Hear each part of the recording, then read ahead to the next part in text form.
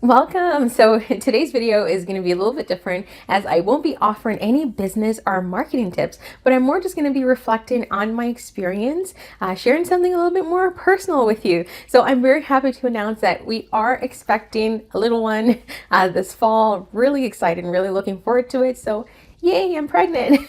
And I know so many of you have been such strong supporters over the years. You've been supporting my business and everything else. And I really just wanted to share this experience with you. So thank you so much for following and watching and doing everything else. And I just wanted to share some quick experiences that I had, because at the time when you're watching this video, I will actually be in my second trimester, but I wanted to reflect on the first trimester, which is now past.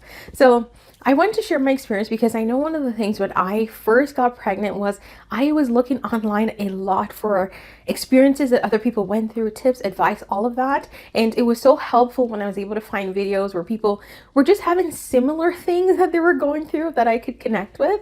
So it helped to calm me down sometimes because I am a first-time mom. He's a first-time dad, so we're all really anxious. So I'll share some of the experiences that I had or some of the things that happened. Now, I wrote them down because I am not trusting my memory on this one. Biggest thing was actually finding out. So I will say that, so I actually struggle with gluten intolerance and dairy intolerance. And we found out around the holidays because I was just constantly bloated. And we just thought it was because I was having like Jamaican Christmas cake and all the other things that I shouldn't have been eating. However, when I actually stopped eating those things, I eliminated from my diet, the bloating wasn't going away. And that was the first sign that something might have been up, right? Now, not to worry, we were expecting this because we were actively trying. But it gave us a heads up that something might be happening. It was time to check, and we did. And voila! The thing that I really wanted to touch on was some of the symptoms that I experienced. So in terms of morning sickness, thankfully, I had none. I actually had no morning sickness. I can't believe this. So it seems that I got really lucky. I didn't have any morning sickness in the first trimester. What I did have though was nausea. So when I say nausea, I would, sorry, I would actually have moments where I might be smelling something or pass something and I get a quick wave of feeling nauseous and then it would pass. It never stuck around long enough to cause any kind of sickness, but that was it. And that actually went away really quickly. I had maybe, I want to say 2 weeks or 3 of it, but it was very random and odd times that it would happen, and it will always be triggered by something. So if I know, for example, maybe the smell of bleach seemed to be triggering it, I would just stay away from the cleaning products, right? So it was managed very well and then just went away really quickly. So that was good.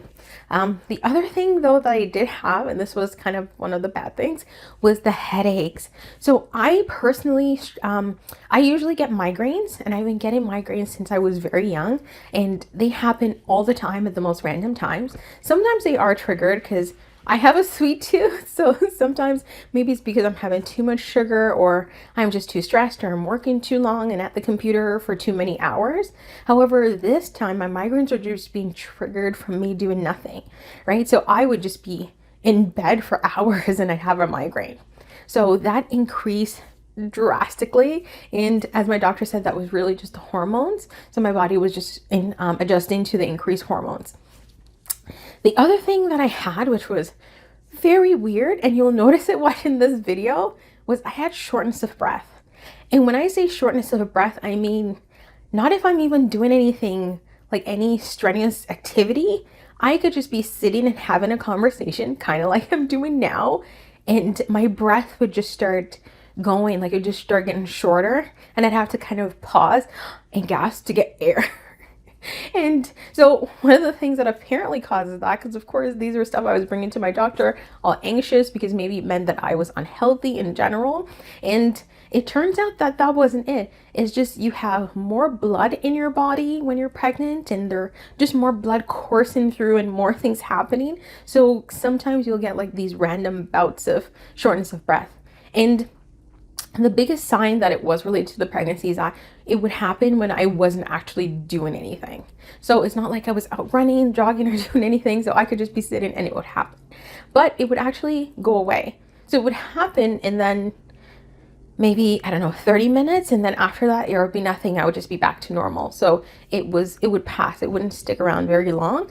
So it might have just been my body was doing something at that time that needed a little bit more energy and pumping, and then it would happen. The other thing that I got that was unexpected was sort of a metallic taste in my mouth sometimes, which is very weird.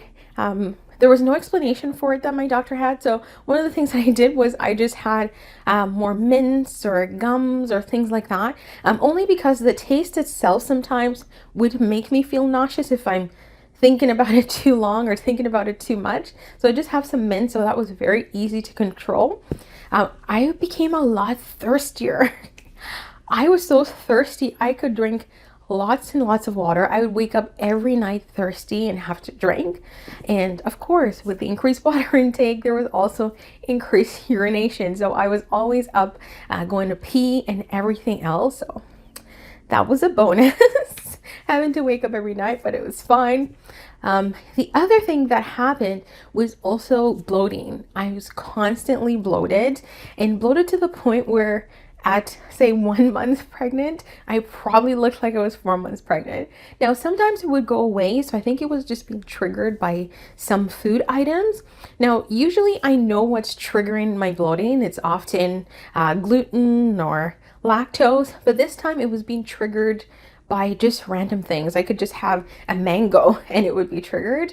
And that just tells me that maybe my food was digested at a slower pace, because that does happen when you're pregnant. Your food digests much slowly, much more slowly. So that's one of the things that can happen as you're waiting for the digestion to happen. The other thing that happened is I actually, and this was a huge one, I got huge bouts of exhaustion. And when I don't mean like I felt sleepy, like the first time it happened, I think we had just found out that I was pregnant, and maybe I want to say a week or two, I was just working in the day. I had a client meeting in the morning around 10 a.m. And then after that, after the meeting ended around 11, I was feeling kind of tired. So I just went to the couch and said, let me just close my eyes for like 5 minutes to get a quick bout of energy and get back to working.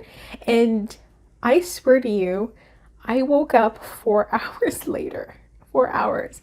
I'd never had that. I've honestly never had one of those situations since I was probably in my teens, where I go down for a 5-minute nap and I'm waking up hours later. And that actually became very common. I can't believe this. It became quite common.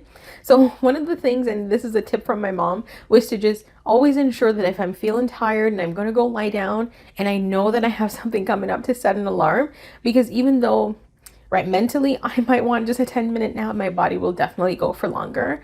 So this was something, I will be honest, I struggled with a lot, because I'm a little bit of a workaholic, right? I'm always on the go, always working, always trying to do stuff. So it was a little bit of a kick to my schedule, let's say, when I was just being so tired where all I wanted to do was nap. Because sometimes I would just go down and I'd be out for hours, and I'd feel like I lost such like a huge part of the day where I should have been more productive and I should have been doing something.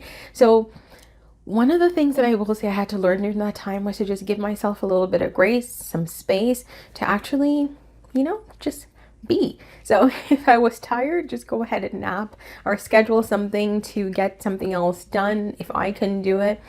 Now, a huge part of this is that, as you guys know, I'm running a business, so I do want the opportunity to still be productive and work with my clients and still be showing up. So this was really cramping my style. So one of the things that I did intentionally at the beginning of the year, and that I planned to do anyways, was to actually expand my team, to ensure that I had people there who were working on different items, so everything wasn't so reliant on myself. So I had someone who was editing my video, I had an executive assistant, a virtual assistant, right? I had a graphic designer. I brought in a lot of different team members to help, and that was really helpful, because then I could actually say, okay, I'm feeling tired, here's some things you can work on, and then I can just go and have a nap.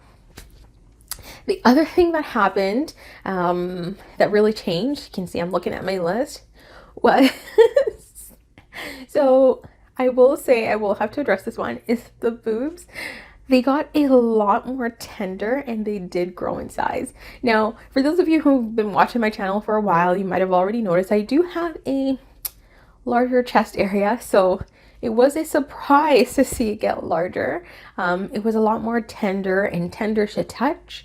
Like even when I'm sleeping, I could roll over and hit it the wrong way and it'd feel really tender. So I just had to be very mindful when I was going to bed and ensure that I was wearing a bra and all of that good stuff that you probably don't need to know. But those are just some of the things that happened. But for the most part, I will say most of my symptoms were mild, pretty mild. The headaches were pretty bad just because I was getting them almost like every other day, but that was the worst of it. So that was the first trimester. I did grow a little bit and I'll have to do kind of a bump reveal for you guys. So if you follow me on Instagram, I will post a photo with the announcement and a nice little bump view so you can see that. If you don't follow me, go follow me at Event Certificate. Do another update at the end of the second trimester, at least when I'm in the third. I'll do a second trimester review for all those who might be looking. So I know everyone says that the second trimester is a trimester that you're going to love because it's the best one, and then the third is the one where you're just going to wish the baby would get out of there. So I'm really looking forward to it. So far the second trimester has been good, so you'll see in the next update.